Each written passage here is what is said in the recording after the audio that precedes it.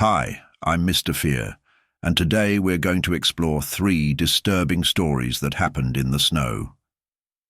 By the way, it's already terrifying to know that the cold, which is draining all the heat from your body along with your life, hides dreadful and supernatural creatures that want your flesh and your soul. Don't forget to like the video and subscribe to the channel. Story number 1.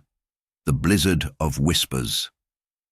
The wind howled like the wailing of damned souls, lashing at the twisted trees that rose like skeletal fingers against the dark sky. The snow fell in dense spirals, smothering the landscape in an endless white. In the middle of this frozen hell, Ethan drove with his hands clenched on the wheel, his gaze fixed on the road that disappeared under the storm. He shouldn't have been there. The trip to his late grandfather's cabin was a mistake, but his sister, Claire, had insisted. She said they needed to retrieve some belongings before the property was sold. Now, they were stuck there, in the middle of nowhere, with the snow covering the world like a shroud. "I told you we should have left earlier," Claire muttered, hugging herself. The car's heater could no longer fight off the cold that crept in like an invisible predator. Ethan was about to reply, but something interrupted his thoughts. A figure, tall, slender, standing right in the middle of the road. He instinctively turned the steering wheel and the car skidded. The feeling of losing control was instantaneous. The vehicle spun on the icy road and slid until it collided with a fallen tree trunk. The impact was hard, but not fatal. The silence was overwhelming. "Ethan, did you see that?" Claire whispered, her voice trembling. He nodded, trying to steady his breathing. But when he looked back at the road, the figure was gone. They got out of the car with difficulty. The blizzard roared around them, visibility reduced to just a few meters. The cabin was only a few minutes away. There was no choice. Their footsteps were muffled by the soft snow, the cold seeping into their bones. That's when the whispers began. Voices, low, drawn out, indistinct, as if the storm itself was trying to speak. That's not the wind," Claire said, gripping her brother's arm tightly. The cabin emerged from the darkness, an old structure warped by time.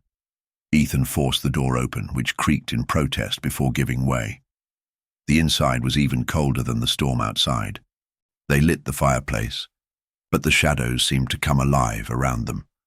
The creaking of the wood, the crackling of the fire, everything felt wrong. Then Claire found something on the table. A diary. The aged leather was marked with strange symbols, and their grandfather's name was engraved on the cover. As they flipped through the pages, a cold shiver ran down their spines. The writing spoke of entities. "They come with the snow. They whisper secrets the human mind cannot bear. They watch through the trees. They wait patiently. We must not invite them in." The following pages were desperate scribbles, terrifying descriptions of beings with no definite form, just silhouettes of elongated shadows, eyes like glowing slits that burned in the dark. Their grandfather wrote about an ancient, forgotten ritual performed centuries ago by a vanished cult. The blizzard was a veil that hid their presence, and they returned every time the cold grew more intense. "They don't want to be seen. But if you look at them for too long, they'll know. And then they'll come for you." A thud came from the door. The siblings froze. 3 sharp knocks. Something outside was calling to them. The whispers grew louder, as if ancient voices were multiplying in the storm. Claire covered her ears, her eyes wide with terror. Ethan gripped her hand tightly. "Don't open it," he whispered. The knocking stopped, but the silence was worse. The only thing left was a whisper coming from inside the cabin. "They're already here." That's when Claire saw it. In the reflection of the frozen window, distorted shadows loomed behind them. They were inside the cabin. Slowly, Ethan turned his head, his heart pounding uncontrollably. Their grandfather hadn't died of old age. He had been taken, devoured by the cold, by the living darkness that now whispered their names. Story number 2, The Beast in the Storm. The wind cut like blades lashing against the isolated cabin in the heart of Beaver Creek Mountain. The blizzard raged furiously outside, turning the night into a blinding white vortex. Jake adjusted the firewood in the fireplace, feeling the cold seep into every fiber of his skin, even inside the cabin. He had never seen a storm this intense. After a day of skiing, Mark shivered beside him, rubbing his hands over the fire. "We shouldn't have come, man," he muttered. "They said this part of the mountain was cursed." Jake laughed, trying to ease the tension.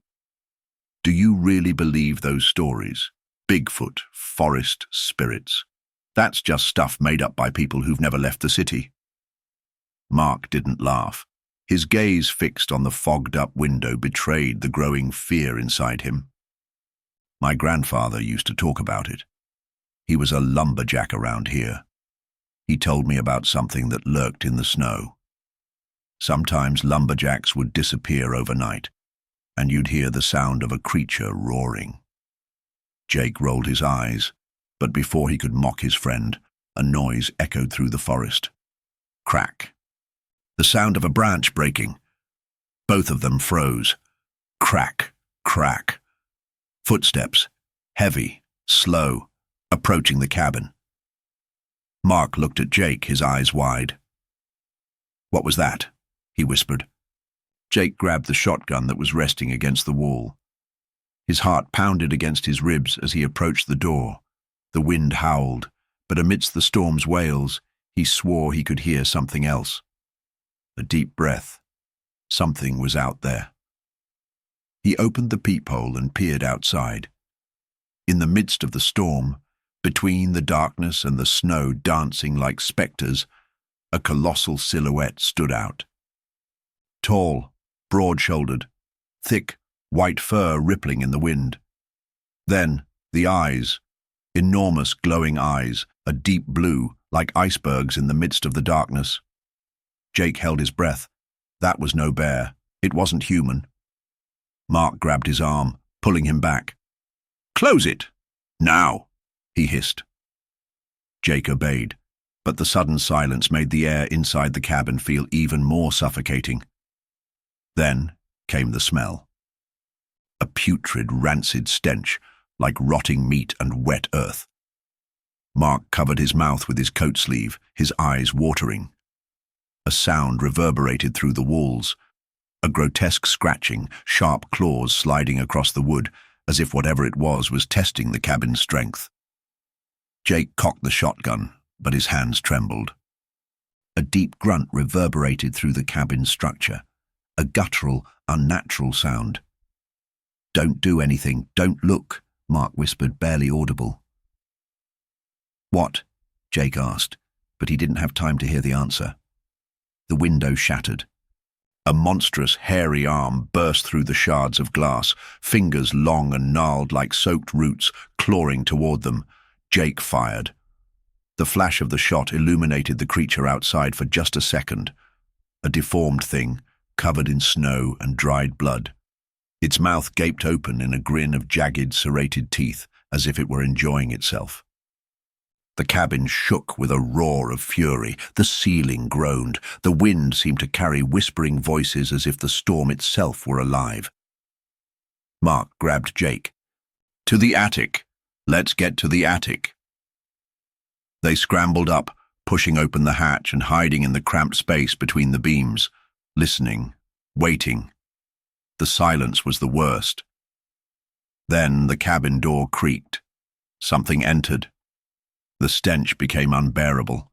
They heard heavy footsteps, each movement echoing like thunder through the old wood. Shelves were knocked over, furniture breaking in a fit of rage. Jake covered his mouth, holding his breath. The creature stopped, right below them. It knew. Time stood still. And then a smile formed in the darkness. Not a visible smile, but one they could feel. Bigfoot knew they were there. And it wasn't in a hurry. Jake couldn't take it anymore. He gripped the shotgun firmly and fired through the ceiling, aiming at the creature. A roar of pain echoed, and for a moment, the monster seemed to retreat. "Now!" Mark shouted, grabbing Jake by the hand. They rushed down, running out of the cabin and into the blinding snowstorm. Mark stumbled, but Jake pulled him up. Bigfoot emerged from the destroyed cabin, its eyes blazing with fury. Jake fired again, but the creature only staggered before continuing its pursuit. "The car!" Mark yelled. They reached the truck buried in the snow. Jake turned the key in the ignition, while Mark fired more shots toward the beast. The engine roared, and the vehicle lurched forward. Mark wasn't as lucky. The creature grabbed him before he could get in, its claws piercing his chest. Jake saw the blood splatter across the windshield as he sped away, leaving his friend behind. The road was a white blur ahead of him. He drove aimlessly, trembling, repeating to himself that he had to keep going. Then the engine sputtered. The car stopped.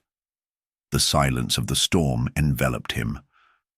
Listening only to his own shaky breath, Jake glanced in the rearview mirror. Two eyes glowed in the darkness. The last thing he heard was the beastly roar before claws tore through the car door and plunged deep into his flesh. Story 3.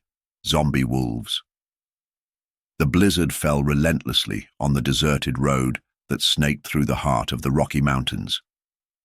Daniel and his team of documentarians were on their way to a remote indigenous village, guided by legends of an ancient curse. They had heard stories about wolves that didn't bleed, whose eyes glowed like embers, and who walked on two legs when the moon vanished behind the stormy sky. The SUV struggled against the snow, its headlights cutting through the swirling white haze. Daniel gripped the steering wheel tightly, his breath fogging up the windshield. In the back seat, Mia, the sound engineer, and Carlos, the cameraman, exchanged uneasy glances. The stories they'd heard from the locals in the last town still echoed in their minds. "Do you really think there's any truth to those legends?" Mia asked, her voice barely audible over the howling wind. Daniel hesitated. "I don't know. But something about this place, it feels off. Like we're not supposed to be here." The SUV skidded slightly as they rounded a sharp curve.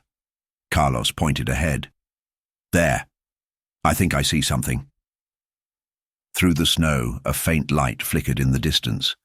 As they approached, the outline of a small village emerged, its wooden cabins barely visible under the thick blanket of snow. The team parked and stepped out, the cold biting at their exposed skin. The village was eerily quiet. No smoke rose from the chimneys. No footprints marked the snow. It was as if the place had been abandoned for years. "Hello?"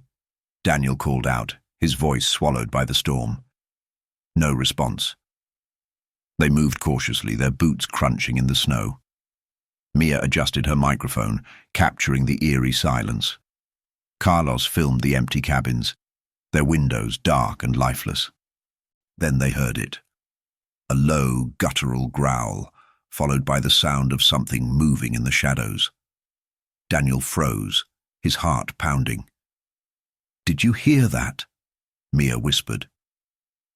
Before anyone could respond, a figure emerged from the darkness. At first, it looked like a wolf, but its movements were wrong, unnatural. Its fur was matted and patchy, its eyes glowing a sickly yellow.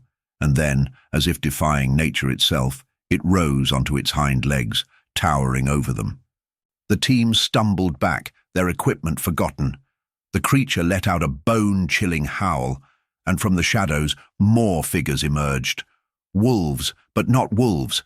Their eyes burned with the same unnatural light, their jaws dripping with something dark and thick. "Run!" Daniel shouted. They bolted, the creatures hot on their heels. The snow made it almost impossible to move quickly, and the howls of the undead wolves echoed through the night. Mia tripped, falling face first into the snow. Carlos turned to help her, but one of the creatures lunged, its claws slashing through his jacket. He screamed, blood staining the snow as he fell. Daniel grabbed Mia's arm, pulling her to her feet. "We have to keep moving." They reached the SUV, fumbling with the doors as the creatures closed in. Daniel started the engine, the tires spinning in the snow. The headlights illuminated the horrifying scene. Carlos, now surrounded, his screams cut short as the creatures descended on him.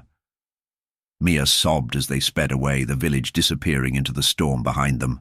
But the howls followed, growing louder, closer. Daniel glanced in the rearview mirror. His blood ran cold. The creatures were gaining on them, their glowing eyes piercing through the darkness. And worse, they weren't running on all fours anymore. They were running on two legs, their movements unnervingly human. The SUV hit a patch of ice, skidding off the road and crashing into a snowbank. The impact knocked the breath out of them. Daniel turned to Mia, his voice trembling. "We're not going to make it, are we?" Before she could answer, the windows shattered. Claws reached in, pulling them into the freezing night. The last thing Daniel saw was the glowing eyes of the creatures, their jaws opening wide as the storm swallowed everything. And then, silence.